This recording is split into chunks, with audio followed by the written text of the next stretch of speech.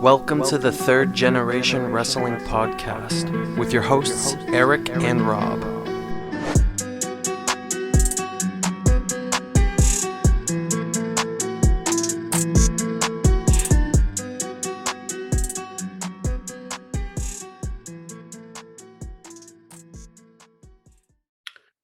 Bang, bang, bang. Welcome back, everybody. Third Generation Wrestling Podcast, 3GW in the building. The host, DaReal Big E, Rob the Ambassador. How's it going? It's going good, man. Monday, President's Day. I still had to go into work, though. But yeah, a decent weekend. It was nice. So, yeah, doing all right. Curious to hear what you think about this show. Likewise. Yeah. That's why we're here. Oh yeah. I actually had the day off today. I'm off tomorrow, but after that, it's gonna be crazy. So I'm enjoying my rest because it's about to get Nice. crazy. Yeah, but it was we watched I didn't watch the event like you. I think we both watched the event Saturday night. And then Sunday was a little crazy. I had to work. So that's why we're doing it on Monday. And we were talking before we came on here. I decided just to pop in on Raw. I never watch Raw. And I was reminded why I don't. Because it's some bullshit. Of course, I clicked in on the 24/7, all that debacle and Yeah, man. Raw is a mess. I record it. I'll watch it tomorrow. Since we are on the road to WrestleMania, bumpy as it is, I am going to keep up with it just to keep up with news leading up to the big card in 6 weeks. Yeah. So glad you said that because, I normally for these Saudi shows, they kind of go all out and they do the big spectacle and it gets decent matches. And I was concerned about that because I'm like, well, the next show is WrestleMania and y'all going to do this one first. It's kind of going to take away a little bit, maybe. No. They made sure that this show did not take anything away from WrestleMania at all. Nothing. I don't mind showing my hand early. To quote a frequent guest on the show, this was a glorified house show.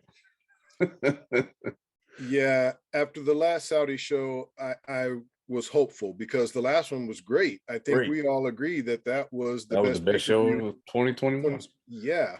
So, but now as they announced some of the matches, I was thinking to myself, oh boy, are we going back to the Saudi shows that we had previously become accustomed to? And in my estimation, that's exactly what happened. Yeah. There was some good though. I will say that, and I can say it was a shit show. No. But the biggest positive I can give it though is that it was short. I saw the runtime because I watched it after it aired. It was only 2 hours and 45 minutes. I'm like, oh, okay. I thought I was in for a 4-hour epic, but no. Cool.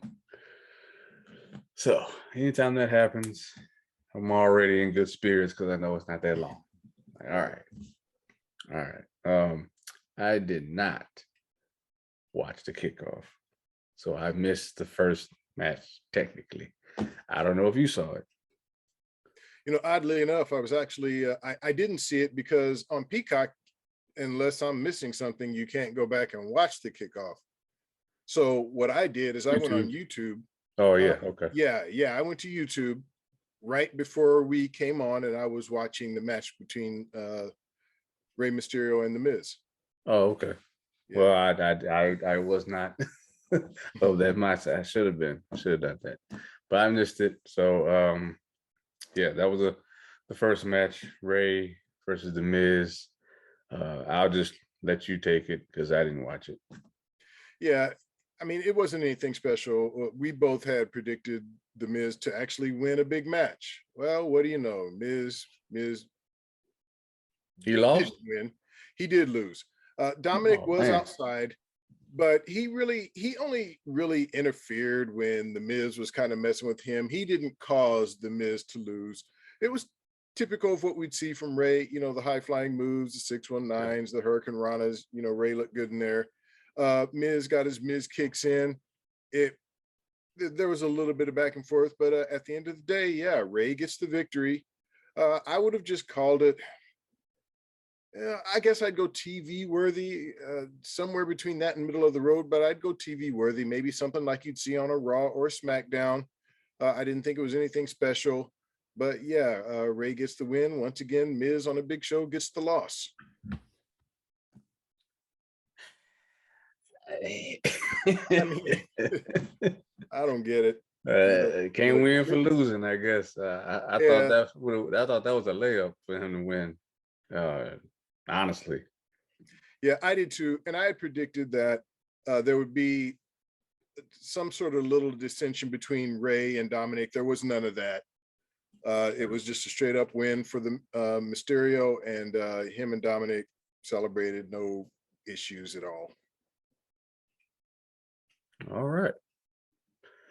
Well, get to the main card, and the show kicked off with, I was shocked. I mean, I didn't think this would open the show, but here we go with the Universal Championship match. Roman Reigns defending against the Hall of Famer Goldberg, and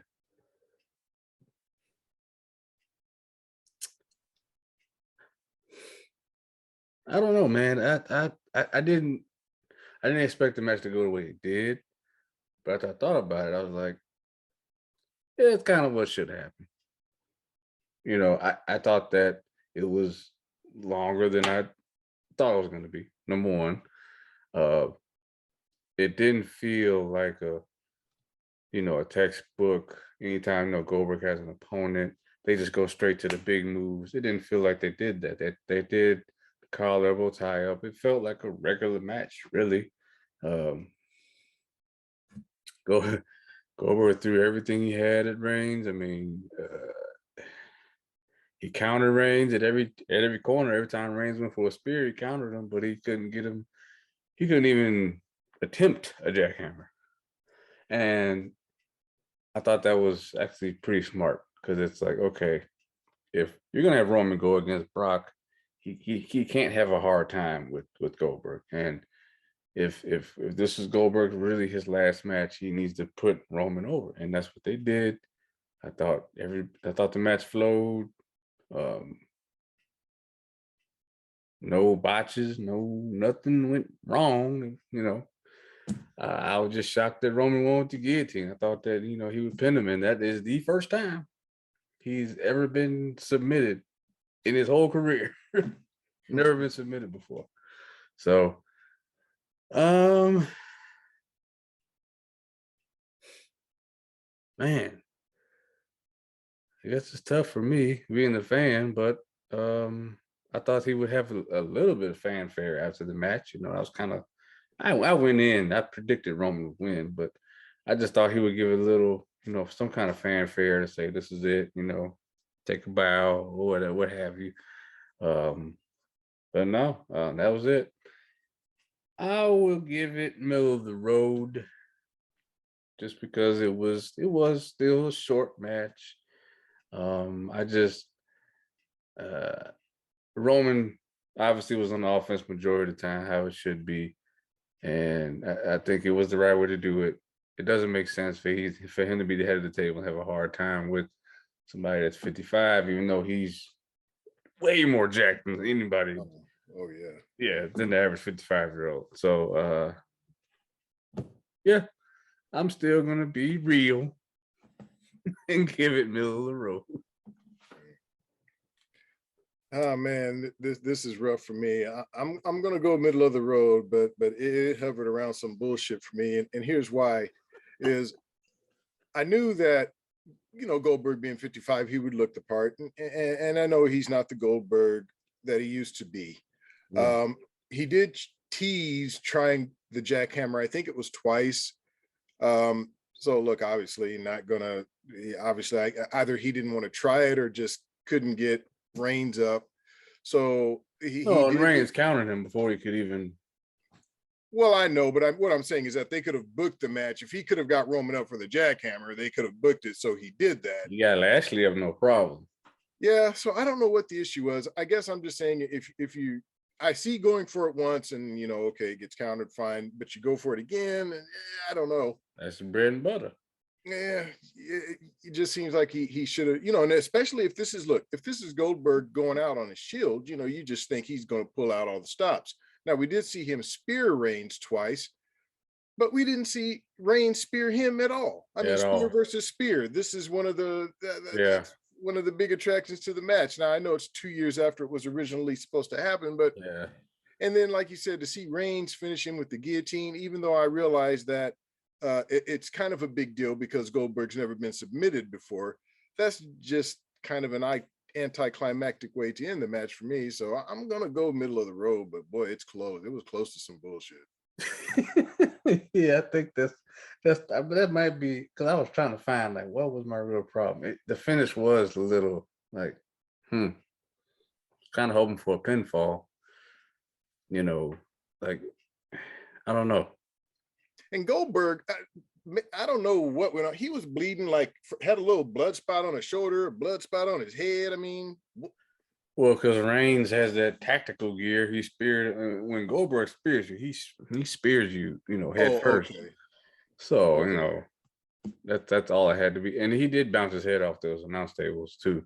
So I don't know. Maybe that could have been it. I mean, I guess Goldberg don't put his hand up. He just no. He don't do nothing fake. He'd be the first one to tell you. And when I hit my head, I'm hitting my head. Which, I mean, it's the same guy that almost lost an arm because he wouldn't do kayfabe. He, remember they said, "Oh, we'll gimmick the window." He said, "No. Yeah. I'm Goldberg. I do the real thing." Yeah, okay. And he'll be the first to tell you the dumbest thing he ever did. He almost lost his arm. Yeah. Okay.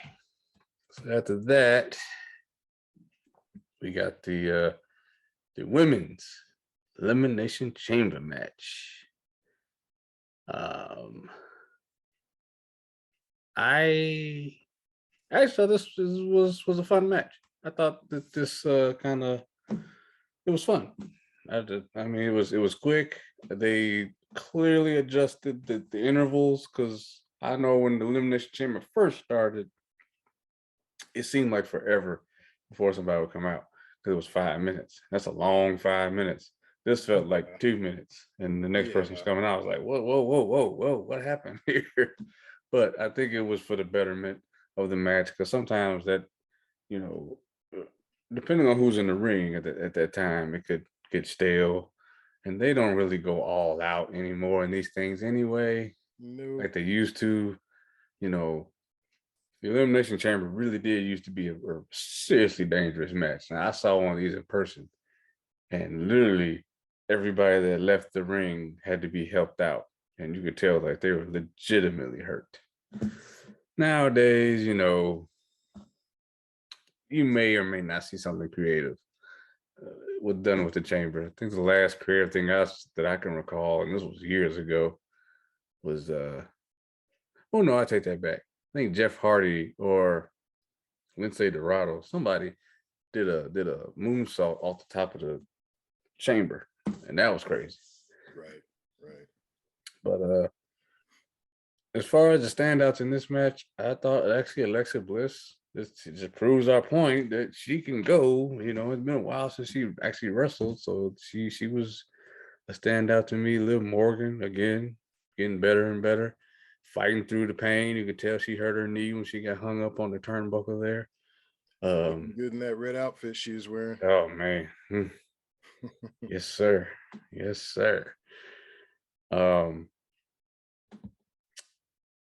Obviously, Rhea and Bianca, the biggest standouts. I mean, Bianca Belair holding up. Was that Liv she was holding up? I believe it was. Yeah. One arm. One arm. One arm. Like not even breaking a sweat. Just, yeah, I got this.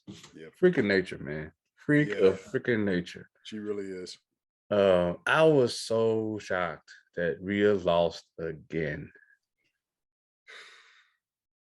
I'm like, is something wrong? Did she piss somebody off? I mean, she wasn't even in the final two. I mean, I thought at the very least it come down to her and Bianca, but they didn't even do that. Right. Yeah, it was her and Alexa, and I was like, well, that's the problem. Once I got down to her and Alexa, I'm like, Alexa can beat her. There's no way. And There was a moment I thought maybe since Alexa is just returning, maybe, but I'm glad that they went the way they did. Now I predicted Rhea to win, and I'm interrupting you because you haven't given your grade yet. But no, you're fine. Okay, but yeah, I picked Rhea, but I'm still hoping that they have bigger plans for her. But I'm not angry that Bianca won. No, and I said, we're rep for the sisters, and we glad that they have obviously have faith in her. It's the second year in a row she's going into WrestleMania in a title match. No qualms. I just, again, I worry because these things happen, and then before you know it, you got Rhea Ripley chasing for a 24/7 championship too. Oh, please no. So, just.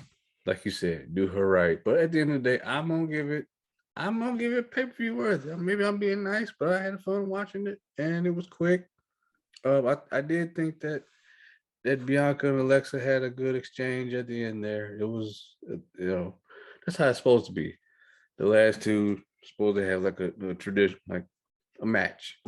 That was cool.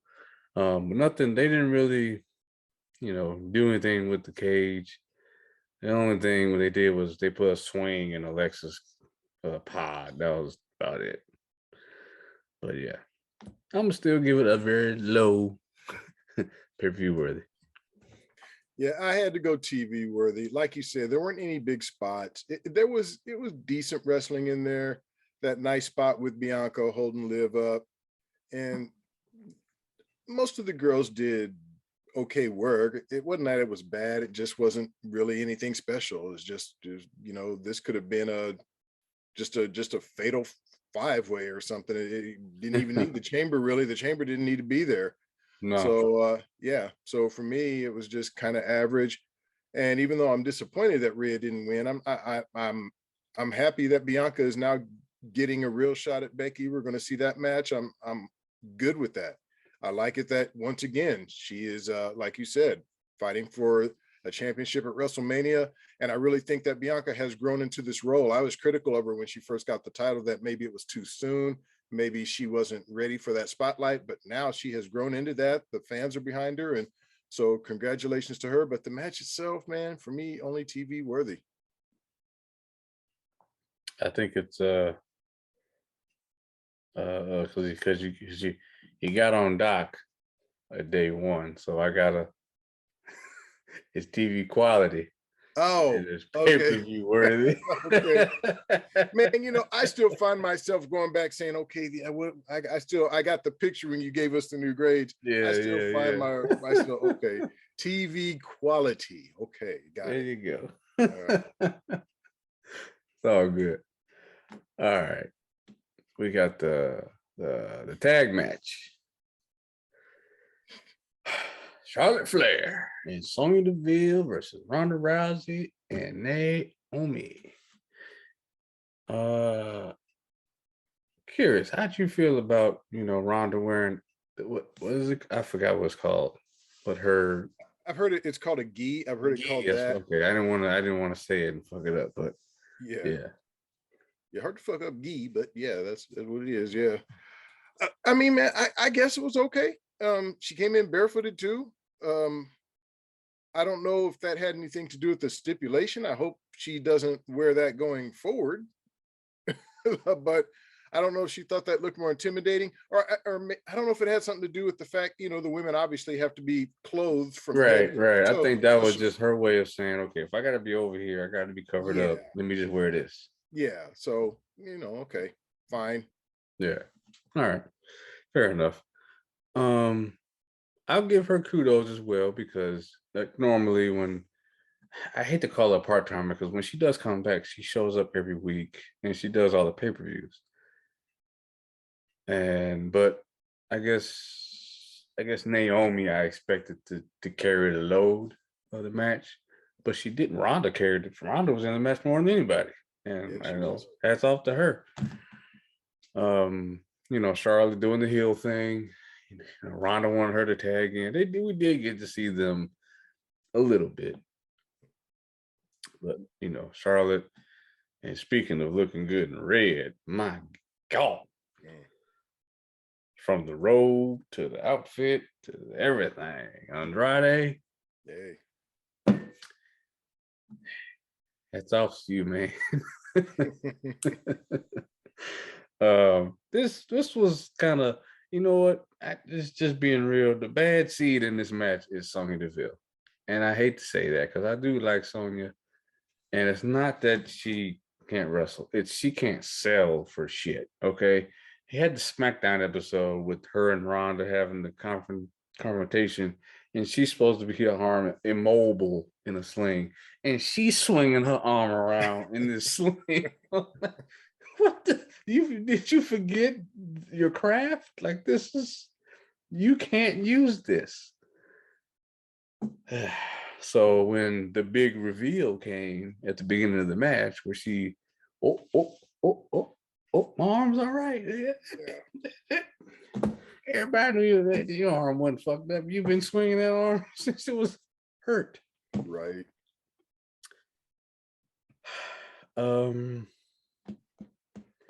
This one I will give TV quality because I thought it would have been a great way to end a SmackDown. And you could have had some serious ratings with this with Ronda, but it didn't belong. I mean, I guess it did belong here with Saudi Arabia show. But yeah, man, it was all right. Nothing doing. Charlotte was kind of holding back. I could tell because they don't want her and Ronda to do too much before Mania. So yeah, man, it wasn't bad. It just wasn't great. TV quality. The Ronda and Naomi win with Ronda tapping out Sonya Deville. So yeah, middle of the road for me. I mean, Ronda, like you said, credit to her for spending so much time in the ring with one arm. She did some impressive stuff. We saw some, judo flips and things like that. She got her in an arm bar, did all that just with literally one hand tied behind her back. But also wrestling with one hand tied behind her back. Hand tied to her hip. Well, yeah. I guess you could just say it that way. Yeah. It just kind of made the match boring to watch. It just, like you said, Sonya wasn't doing very good. Charlotte was holding back. Naomi didn't really get to do much in the match at all. And I was kind of hoping to see a little bit more between her and Sonya. I guess they're saving that for Mania. But yeah, man, I just didn't find the match very intriguing at all. And I just found myself really uninterested in getting bored. So yeah, it was middle of the road for me. Yeah, I can understand that. But yeah, Ronda looked way more comfortable. She was in there longer, and hopefully that's gonna make for all the better match at Mania.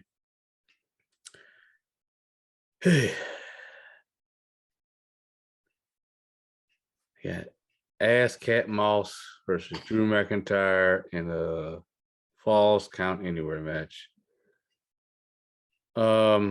The only thing I can take away from this match, because this match almost put me, I dozed off. I ain't gonna lie, this was fucking boring. But what sparked me was I thought Madcap Moss broke his neck when he fell on his head. It's like, oh my God, but he was all right. And I looked into it, today. He's fine. Drew and the referee were worried. They were like, "You good?" He said, "Yeah, I'm good. I'm good." Even backstage, Drew asked him, "You all right?" He's like, "Yeah, I'm good. I'm good." That looks so bad, man. Oh my God. I don't know why Moss. And I'm not a wrestler. It just seems like he couldn't have gotten a hand up or something. He just went straight on on his top head. of his head. Yeah. That looked terrible. I thought we saw a dude broke his neck right on live TV, and I wasn't watching it live. I figured, but yeah, man, I was really worried. But that was the best. I hate saying that. That was the best part of the match. The most interesting part of the match is Moss almost breaking his neck. You hate to say that, but yeah, that's how bad this match was. At least how bad I thought it was. Yeah, I thought this was. Let me just put the grade out. This was some bullshit. All right. Hey. Well, look, I'm in some bullshit. Okay, yeah, this match was man. For me, this match was some bullshit. As soon as it was booked, I didn't care. This is a feud I am not interested in, and the match didn't do anything to change my mind. Nope, and I fear that MJ Book was right, and we're going to get a handicap match at WrestleMania. Oh, man. I mean, that's all that's left. Man, how the mighty have fallen. I mean, just a couple of years ago, Drew McIntyre was defeating Brock Lesnar. Now he's in a feud with Madcap Moss and Happy Corbin. Winning the Rumble, having classic matches with Reigns. Really great matches with everybody. He had a great match with, man, that's how great that crown jewel was. That match between him and Big E was fantastic. That was. And you go from just even that to this is a huge step down. I get it though. Everybody, I mean, there was a point in time Roman Reigns was feuding with Corbin for like 4 months. And then after that, we got, the head of the table. So hopefully maybe this is the birth of a new Drew when it's all said and done. I don't know. Yeah. Let's hoping against hope. Yeah. All right. This right here saved this show. And is by far the best match of the night. And I couldn't have been more surprised. The Raw Women's Championship match, Becky Lynch versus Lita. I think when the match first started, there was some nerves on Lita's part, but I think once she got comfortable, this thing just took off. I mean, the back and forth, the near falls. There was some real storytelling going on in this match, and I almost hate it had to be in Saudi. No, I don't almost. I do hate it was in Saudi Arabia. This was almost WrestleMania worthy, in my opinion. This was great, and I think a WrestleMania crowd would have ate this up and would have had some serious chants going. Now, what I do appreciate about the Saudi Arabia crowd is they do chant along. It's not you can't really even tell it's a Saudi show until they mention it. Yeah, and that's one thing I will say about this card. The crowd was hot. It was a good, hot crowd.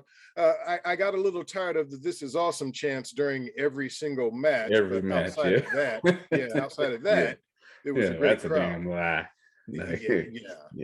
This shit ain't awesome. No. I did appreciate at the beginning though, of the Goldberg Reigns match, how they kind of gave them some time to kind of face off and do the standoff. They were chanting, "This is awesome," because you never thought you'd see that. Right. But when a match gets going and it really ain't awesome, you chant that it is. But this one earned it, in my opinion. I loved it. I thought Lita pulled out all the stops. She tried everything. The twisted face, she hit the moonsault, she hit everything on Becky. Becky was hitting those Beck exploders. And man, it almost happened. And it was, I hate to say it, but when the finish actually happened, it kind of sucked. You could feel the air was just sucked out of the arena because it was just like, really want to lead it to win. But realistically, we know that wasn't going to happen. So at the end of the day, like I said, it was the best match on the card. I'm still going to be, realistic. I'm giving superb because I did not expect it to be that good. I did not expect Lita to look that great and work so well with Becky. It was great. To me, Becky's best match since she's been back, hands down. And I wouldn't mind seeing these two again. Probably won't happen though. Lita did get to take a bow, and she did get the respect from the fans, and they played her music as she left the ring. She was a little emotional because it probably was her last match. She wanted to go out on her shield, and she did. She went. If that's it, you went out the right way. So yeah, superb. Becky retains, and she will face Bianca at Mania. Yeah, this is tough for me because I want to go superb, but to me, it's quite a gap between pay-per-view worthy and superb, and this match would be somewhere in there. I can't quite go superb, but it was excellent. It was great, and it was better than I thought it would be. And I think, Lena, it'd be nice, and there's no disrespect to the Kingdom of Saudi Arabia, but it would be nice if Lita could come back and have another match on American soil. If she really wants to go out, that's how I would like to see her go out. But if this is it, then hey, man, no shame in losing to Becky in a match where she performed extremely well. This by far was my favorite match on the card. And like you said, it is one of Becky's, if not her best performance since she has been back. And once again, kudos to Lita, Hall of Famer, and one of the best to ever do it. She brought it. A lot of times you see these wrestlers who've been out a while come back and they just don't quite have it anymore. Lita looked great in there. And so that was good to see. But still, man, I like I said, it's above pay-per-view worthy, but for me, not quite superb. So whatever is in between those two, closer to superb. High pay-per-view worthy, very high pay-per-view worthy, I would go with. All right. I think you're just right at superb. You just I'm almost can't there. give it to it. All right. Just not quite. Just not quite. All right. Not mad. It's not a bad grade either. It's just, Okay. When we were supposed to have another tag team match, normally I would, give WWE some shit. But like I said at the beginning, this helped make the show shorter. So I am okay with what happened with the Viking Raiders and the Usos. Them getting attacked for the match. It was a good spot doing the vertical suplex. I mean, if you drop Ivar on anybody, I think they're going to be hurt. So very plausible. And they're heels, so it works. Why not? It just sucks. I just feel bad for the Viking Raiders at the end of the day, having to fly all the way over there and then get told probably at curtain time, like, yeah, your match is cut. We're just gonna do a little spot and that's it. 13-hour flight for that, but still get paid. So yeah, I don't really get it. Like, was it cut for time? I think there was a problem because there was a traffic jam, people getting to the arena. Mm-hmm. So if you watch the show, at the beginning of the show, the arena wasn't full yet. And I did hear the announcers mention that. Yeah, he even said something about it. They didn't say why. Problem was there was a huge traffic backup, and but once, I guess probably around the first Elimination Chamber match, they got full. Middle of that match, it was full. So yeah. But the card started on time. I guess I just don't see the point in cutting the match. And I mean, and I'm saying cutting the match, there really wasn't even a match. So now I guess, are they just going to nurse this feud until Mania? First of all, I find this feud kind of boring. I guess you don't really have anything else for the Usos to do because there aren't any other tag teams out there besides New Day, and we've seen that enough.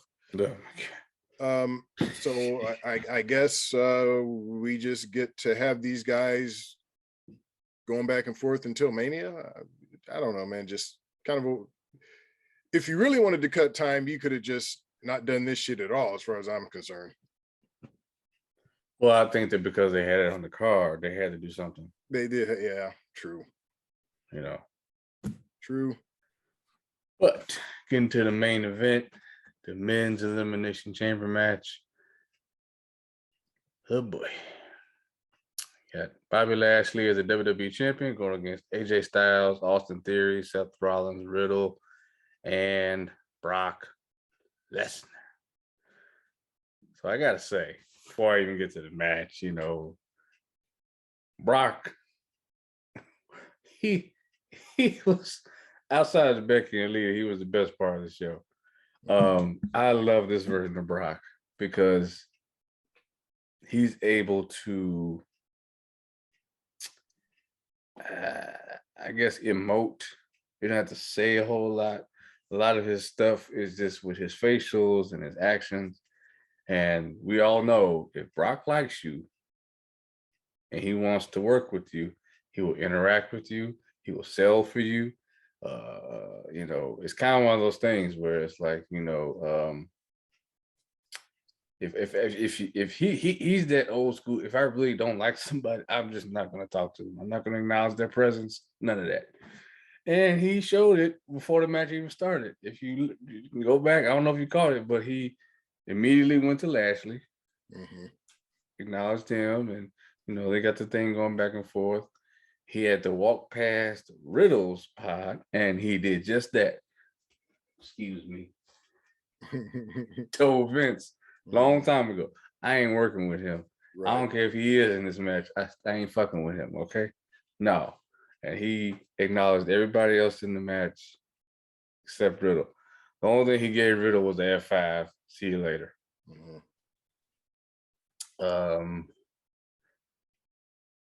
I did also like the fact that the crowd serenaded Seth Rollins. That seems to be a thing. I guess everywhere he goes, his new music. It is better music than his last music. I'll say that. It is, man. And Seth is over. This gimmick of his is, I know you hate it, even though I think you're coming around a little bit. I did like his coat. What's that? Oh, I did like his coat. Yeah, that was nice. But yeah, man, this gimmick is completely over for Seth. Yeah, and the crowd was all into it. Yeah, the coat is.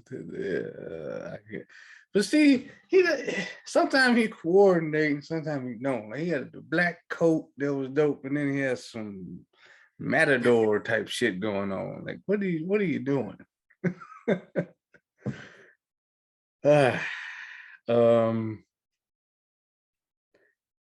The man, I hate to do this. I have to give the match some bullshit because I just feel like you're insulting my intelligence with this shit. Okay, you powerbomb Austin Theory into Bobby Lashley's pod, and now he's concussed. If you go back and watch, the man did not hit his head. He didn't hit shit. He barely even fell down. All right. And the other reason I can't buy it is because, well, 6 months ago, I saw Goldberg spear him off the ramp and he got up. But he can't take somebody falling in his pod. Yeah. Okay. All right. Now, the truth behind that is Bobby Lashley has a legitimate shoulder injury because of the Royal Rumble match, taking those F5s. I don't think he knows how to take a vertical suplex. Because if you watch that match back, he was always landing on his shoulder. Now he has a shoulder injury. So then why book him in the match? I mean, I guess you had to because they had to. His title. If you notice, the past 3 weeks he hasn't wrestled, and he didn't do a thing in this match. He's probably gonna have surgery. He's probably gonna miss Mania at this point. So he's gone, not in the match anymore. And another thing that happened, Mr. Lesnar went off script. Because when Lashley was supposed to come in the match, because he was in a pod, Lesnar couldn't wait and broke out of his pod, smashed it, got out, took out Riddle, took out AJ or Seth. Seth, I think. He took out Seth and Riddle. He actually gave AJ some time, but took him out too. Pretty much took out everybody. it was him and Austin Theory left, and he actually sold for Austin Theory. Jesus, never thought I'd see the day. But that man, that F5 off the top of the pod, I mean, Jesus, I felt bad for Austin Theory. That's a long way down. I don't care how you land, it's gonna hurt. Thought it was creative though that he tried to escape through the top of the chamber. He almost did. Well, I didn't think anybody could fit through there. What is there a way to get out at the top of the chamber? There's no door or anything, but he was getting in between the chain link, and he had his shoulders out. If you go back and watch. Okay. But Lesnar chased him up there, and I honestly thought he was going to do a suplex off the pod into the ring, and that would have beaten him. But no, he did F5. And like we talked about on the prediction show, it happened. Brock Lesnar wins, and he will face Roman Reigns at WrestleMania. Title for title, winner take all. And hopefully we have one major championship again. See, but is it winner take all? Because that's what I saw today. Is winner take all. Because they kept billing it as champion versus champion, not necessarily title versus title. The wording to me was kind of tricky. It is. I think they did that on purpose. But what I saw today, and it could change, maybe information I received was incorrect, but I saw today that it is winner take all. So whoever wins is going to be the champion. Okay. But yeah, my grade still stands the same. I mean, you insulted my intelligence with this shit, and that's going to be my new way of grading. Don't treat me like I'm stupid. And the match was just like the Rumble.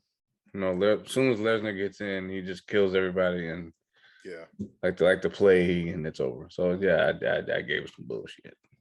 Yeah, man. You know, we know Lesnar's big and bad, but he ain't that big. He ain't that bad. And to have him come in and just instantly dispatch of wrestlers the caliber of AJ Styles and Seth Rollins, I mean, within a few seconds, like, come on now. I'm not buying that for a second. And he didn't have to wrestle Lashley at all. Right. Now, I did not know about Lashley's injury. And so I just thought that was terrible booking. Like, why even have Lashley in the match? No way I believe he was concussed. And I thought it was shitty that he lost his title without even being involved in the match. Right. But that can work both ways. It can. And I guess it will. If what you're saying is true, and I'm not saying it's not, I mean, I'm sure it is. I hadn't heard it. So then, yeah, Bobby has that out. They keep him looking strong. Maybe he comes back, challenges either Roman or Brock, whoever the winner is, at Mania. But still, you didn't need Brock to win the title to still make it. It doesn't really raise the stakes to me. I mean, I don't know. Even if title versus title, fine. Are they really going to stick with just one champion? Or are they eventually going to split the belts up again? I mean, so I don't really know what it all means, but the match itself could not buy it. And does anybody really believe, why have Brock be one of the final two left with Theory? Why not? Yeah, why not have him be left with Seth or with AJ? Somebody who we believe may have a chance to beat Brock. But does anybody really believe Austin Theory? I mean, it's a great spot for Theory, and Vince obviously has a huge boner for Theory. But come on, man, there was no suspense. There was no nothing. We knew Brock was going to smash him. Now, the spot off of the pod, the F5, that was nice. That was a highlight. This match was some stanky ass bullshit. Come on. It was just they even made Brock look too incredible. We know Brock is maybe the greatest athlete they've ever had in WWE. This athletic freak like we've never seen before. They even made him look ridiculous in this one. It was not believable, him dispatching of those wrestlers like that. the whole segment with Lashley, they needed to come up with some other way. Bobby should have he had to do something. They put him in the pod only to get concussed. I'm using air quotes. Yeah, he was in it was terrible. Concussion protocol. This ain't the fucking NFL. No, I don't know man, nothing about no. no concussion protocol. And so when he's gone for months getting shoulder surgery, we're supposed to believe he's in concussion protocol that whole time. Yeah, I don't know why you just can't say. I mean, they could have built it. He already wears a, big brace on his arm anyway. You could have just built it as he's hurt. He's coming in the match. He's not 100%. And that move took him out, and he was, okay, just tie loose ends. Don't make up dumb shit. He didn't even hit his head when they did the spot. Like, this is so yeah. stupid. I mean, if Bobby's really hurt, to me, what they could have done is just say, okay, look, Bobby's hurt. He can't defend his title, so we're going to put in a substitute for Bobby, but the winner of the chamber match gets the title and give it to Brock because that's what you were going to do anyway. But to bring Bobby out just to be there for a couple of minutes and then get escorted out of the pod with this concussion was stupid. It's Vince's way of protecting him. He didn't lose. Like I said, that's the other thing. Like, it sucks, but it's like, well, you didn't beat me. I didn't take a fall. I didn't get eliminated. I was hurt. I am legitimately hurt. But the thing right, is, all of that remains true if they just say in advance, Bobby can't go. He's hurt. Yeah. He can't go. So he has to relinquish his title. We've seen champions do that. He's unable to just say he's hurt, but he's gonna give it a go. I don't. Yeah. Anything is better than what they did. Yeah. So now, man, we get Reigns versus Brock again. We get Becky. So we've got 3 matches official. Becky and Bianca, Charlotte and Ronda, and that's it so far. I was hoping that by them doing the chamber, that they would get some Seth Rollins action going and they could throw him in as the third wheel, but they're not even doing, which is smart, but they're not even doing like Fastlane anymore in between. It's just WrestleMania is next. Yeah, so it's going to be interesting. I'm hearing rumblings of a particular wrestler returning. I'll be shocked if it happens. I will be shocked if it happens. And if it is going to happen, they need to announce it because I'm not sure ticket sales are going that well. And I'm not sure the chamber really helped. I'm not sure. That's the thing. And I get they have obligations to meet and everything like that. But like, if you're trying to sell out what is one of, if not the biggest NFL stadium in the country, not once, but twice, back-to-back nights in a row, night after, yeah. And the tickets are expensive as hell. On top of that, you need to have all hands on deck. Like, I get it. You got some people that can't go anymore. Taker's retired, so having him go in the Hall of Fame, okay, yeah, that will draw people. I would have figured out a way to get Goldberg back on the card. Just, he could have had him versus Theory, him versus anybody. I just feel like you just need all hands on deck. Like, bring back Triple H. You need, I know he's not going to wrestle, but figure out a way to use Batista. Figure out a way to use The Rock. They got The Rock at the Super Bowl. Y'all can't get The Rock at WrestleMania. Well, maybe they're gonna, look, man, they're 6 weeks away. Who knows what they have going behind the scenes? But I mean, people pay to see matches. That's what you go to WrestleMania for. Yeah, and look, we have 3. Look, I'm not saying these are bad matches. No, they're good. None of them are original. We've seen all of them before. What? Yeah. Well, not Becky and Bianca. We have. We did. We have seen it. Yeah, I guess we have. We've seen them all. Yeah. There's nothing new. And now that you've done, this is the bad part with title versus title. Nobody new is going for a championship. So there's not going to be a new star made. And I think if Blake was here, that'd be his biggest problem. Like, okay, yeah, it's cool y'all going back to one championship, but y'all not making any new stars. These two guys are already stars.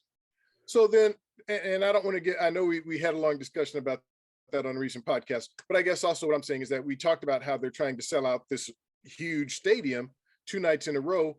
What new star do you put against Reigns that can sell those kind of tickets? And that's the problem. You know how they did Brock? How they used Brock to build new stars? They kind of give him a championship run, and then okay, all right, let's give him Drew, let's give him Seth, and Roman. And they made new stars from that.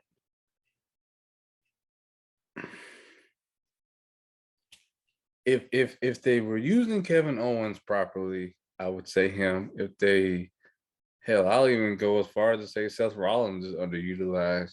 But Kevin Owens, what they're doing to him is a crime because the guy is main event ready, and they just, I don't know. I mean, and he's so talented. Man, I can go on and on about him, but and there's no. I would have said Keith Lee. I would have said Cross. I would have said Aleister Black. I would have said even Andrade, but they're all gone. So yeah. I don't know. Keith Lee versus Roman Reigns has WrestleMania written all over it. You know, Karrion Kross versus Brock Lesnar would have been great to me. But it's because it's all fresh. It's all new. You don't know what's gonna happen. But when you give me Roman, I guess I don't know what's gonna happen between Roman and Brock this time. Way too early prediction, but I'm gonna say Roman. That would be my prediction, but Ronda and Charlotte could go either way. Becky and Bianca could go either way. Watching Raw a little bit, I'm like, damn, Damian Priest, United States champion, hadn't done shit, hasn't wrestled on pay-per-view in since SummerSlam, I think, or Survivor Series. Shinsuke, Shinsuke not champion anymore. Sami Zayn, Intercontinental champion. You got, if you're gonna have one major champion, you got to elevate these other ones. No, I agree. I just, like I said, man, I don't know, man. I'm not a huge Priest guy. I enjoy Sammy's character, but I mean, as Intercontinental champion, I mean, I guess it'll work. You know, like I said, I like that character. Other rumored match I heard I would be interested in. I've heard they're they might gear up towards AJ versus Edge. Yeah, that would be a match I would like. But man, you've got to do something with Seth Rollins. Yeah, we were talking 4 matches. Yeah, and I mean, is Big E 2 nights? Yeah, I mean, is Big E just back with Kofi now? They just forget Big E had a singles run. He's just back in the New Day now. So bad. Yeah, so bad. Well, we'll have to have some WrestleMania discussion, but that is Elimination Chamber. To recap our grades, what did you all think? Did you all enjoy the show? Better or worse than we did? Let us know in the comment section. We appreciate y'all for watching and or listening, however you choose to indulge in your 3GW content. Make sure you check out YouTube. We got videos coming up on there that, you know, are video only, not audio. It'll be a little weird to listen to some of those, but yeah, man, check out our Trying to Laugh challenges. Those seem to be doing, not even seem to be doing, they are doing really well. So we will continue to do those. They get the most views. That last one is hilarious. It really is. So you get to see a little other side of us, you know.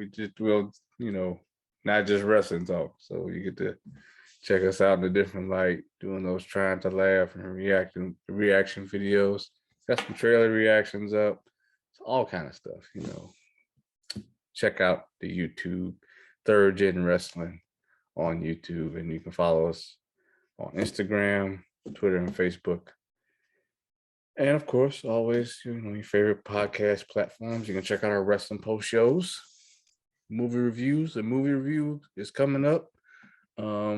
I'm calling all hands on deck on this one. So this one might take a little long to get to, but it is gonna be big. Because I need everybody's reaction on this one. The Vampire in Brooklyn. That's coming. And I can't wait to do it. That's gonna be an event for sure. So like I said, I'm calling all hands on deck for that one. As many people as possible. Well, That's gonna be funny. That's gonna be fun. So I think I got that one in the basement. I gotta go look for it, but I'm pretty sure I have that one in the basement. I got so many movies, I can't fit them all upstairs. I had to put some in totes downstairs, but I'm sure I have that one. So yeah, I probably have to put a thread together and get everybody's availability. But we're definitely gonna do it. Definitely gonna do it. And I also want to let people know different ways they can watch. So if they don't own a movie, you know, movies nowadays you can stream almost anything. You just gotta find out where it is. It might cost you a few dollars, but again, thank you all for watching, listening, and Ambassador, take us home. Listeners, we always say this and we mean it. We love y'all. We appreciate y'all. We want to hear from you.